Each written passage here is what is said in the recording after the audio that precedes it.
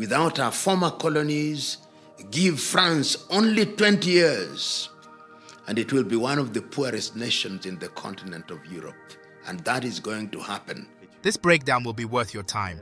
You will learn and discover some hidden truths about France's actions in Africa. However, they can't eat their cake and have it back. It's hot in Paris.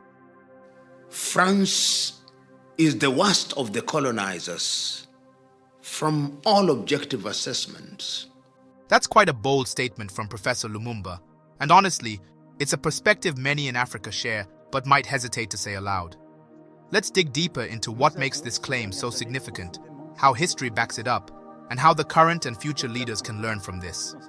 Number one, unlike the British, who simply were interested in your resources and therefore engaged in what was called direct rule, the French wanted to assimilate you. So their policy was assimilation. They came to the colonies and they wanted to convert you into Frenchmen and French women. This is a crucial distinction. Of course, Samora Moises Machel said it is wrong to categorize slave makers as one being better than the other, but permit me to say that the French were the worst. Let's take, for example, British colonialism was largely about economic extraction, taking resources and controlling trade. They often used indirect rule, working through existing local structures.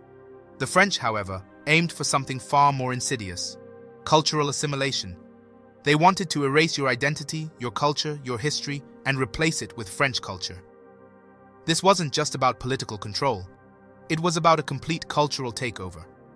What audacity! And in school parades in the colonized parts of the world by the French, like Senegal, like Mali, like Burkina Faso, which was then Upper Volta, like Togo and Benin and Suriname. During the parade in the morning, pupils used to recite our ancestors, the Gauls. A black pupil saying that their ancestors were the Gauls. This is absolutely mind-blowing. Imagine the psychological impact of this.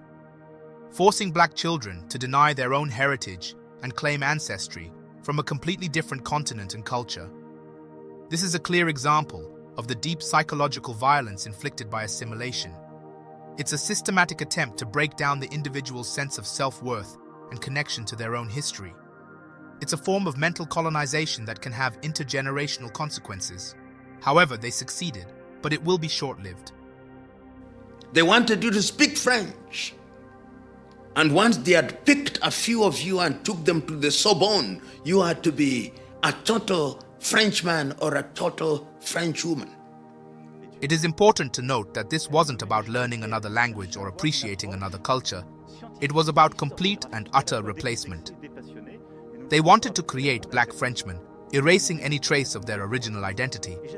And those who were deemed worthy and brought to prestigious institutions like the Sorbonne were expected to fully embrace French culture and values, often becoming disconnected from their own communities. They came to different parts of the world and they created what they call the Petit Paris. Abidjan is Petit Paris, the small Paris. And their colonies were actually called overseas territories, les territoires d'outre-mer. They called them overseas territories being administered from the metropole.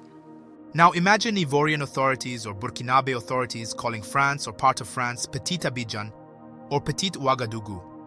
That will be totally unacceptable, but it was normal for them to do so. More so, the term overseas territories reinforces the idea that these lands were not independent nations, but mere extensions of France, subject to its direct control and administration from the metropole, from Paris. Before we continue, please support our effort to keep bringing these videos by donating a super thanks of any amount to the channel. Thank you. The French never intended to leave. They never intended to leave Senegal or Mali or Guinea-Conakry, and they were vicious. They punished you. They humiliated you. They did not want you to speak your language. I do not know why they were that harsh. Perhaps it's because of their history. Remember, this is a country that had kings. This is a country that had Marie Antoinette. This is a country that had King Louis the 16th, and there was a time it is King Louis the 14th who at one time when he was asked, and what is the state? I think that is that experience. King Louis the 14th, when they were controlling France, he was asked, and what is the state? He said, l'état c'est moi. I am the state. Professor Lumumba makes a fascinating point here, drawing a parallel between the absolute power of the French monarchy and the brutal nature of their colonialism. The idea of I am the state reflects a sense of entitlement and a complete disregard for the rights and humanity of others. And when later King Louis XVI and Marie Antoinette came, the French were humiliated when the people asked, where we want bread, they say, why don't they eat cake? And I think that history, that pain, when they created the revolution, I think in 1789, and they created the revolution, France was humiliated during the war by the Germans, and when therefore they became colonialists, they were visiting this pain upon the world. This is laughable. The French revolutionary upheaval and trauma led to a sense of instability and insecurity within the French psyche. In an effort to assert its national identity and power globally, France turned to colonial expansion, possibly as a way to compensate for its unresolved internal conflicts and the uncertainty of the revolutionary experience. Pathetic. And as early as 1958, as recently as 1958, when they recalled Charles de Gaulle to come and take over power in 1958, remember when Charles de Gaulle came, this was a military general, this is the height of decolonization. He used military force in order to retain the French colonies. And the colonies is what made France what is. So that the France that you see now is a France that is built on the back of those colonies. They were harsh because their very survival depended on these colonies. Even at the height of the global decolonization movement, France was desperately clinging to its empire. Bringing in a military general like de Gaulle shows their commitment to maintaining control by any means necessary, even resorting to military force. And their harshness can be seen when, on the eve of independence in African countries, they signed the Pact for the Continuation of Colonization. The yes-no vote for French colonies to decide whether after so-called independence they would retain connection and connectivity with Paris. They gave everybody the opportunity to vote yes or no, but they did not want you to vote no. These pacts were a thinly veiled attempt to maintain control even after independence.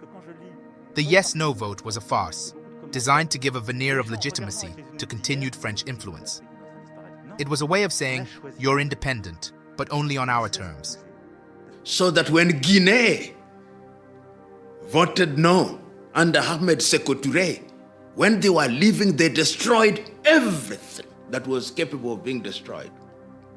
Modibo Keïta, in what was then the French Sudan, now Mali, they destroyed everything.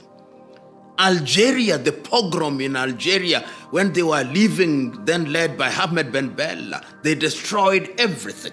The other countries, they continue to control. As we speak, the currencies of all former French colonies are still printed in France, CFA franc.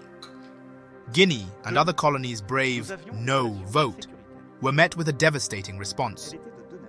The French literally destroyed infrastructure, records, and anything of value, showing their vindictiveness and their unwillingness to accept genuine independence and even continued to control the other countries. To even make things worse when it comes to this control, the CFA franc is a prime example of neocolonialism. It gives France significant economic control over these countries, hindering their economic development and true independence. This is a system that continues to this day and is a major point of contention. You know, the history of France is the history of how the arrogance fall. If you allow me, the school bully who takes lunch from every little boy and little girl thinks that he is invincible. Then one day, the little boy says, "Today you are not taking my lunch." And what the little boy does is to hit you when you did not expect. And you find yourself on the ground and everybody is laughing at you. France did not see what is happening in West Africa coming. I think this metaphor is not only effective, but deeply resonant, especially in the African context. For decades, African nations were silenced, their resources exploited, their sovereignty disregarded. But here's the thing. Everyone being bullied has their breaking point. And for France, that moment seems to be unfolding right now, as we see countries like Mali, Niger, and Burkina Faso taking decisive steps to reclaim their autonomy. I think they cannot take it because they are losing food which has been inside of their mouth, and they do not know how to behave. As somebody once said, without Africa, there is no France. Without our former colonies, give France only 20 years, and it will be one of the poorest nations in the continent of Europe. And that is going to happen.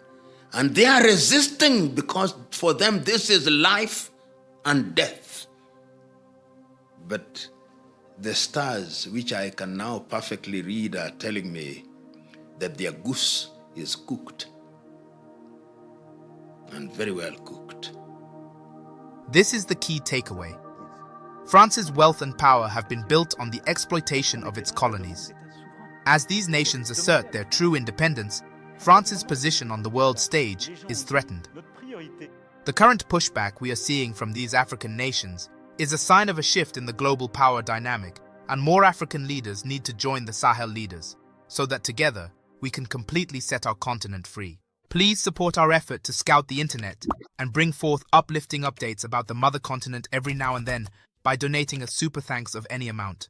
Thank you.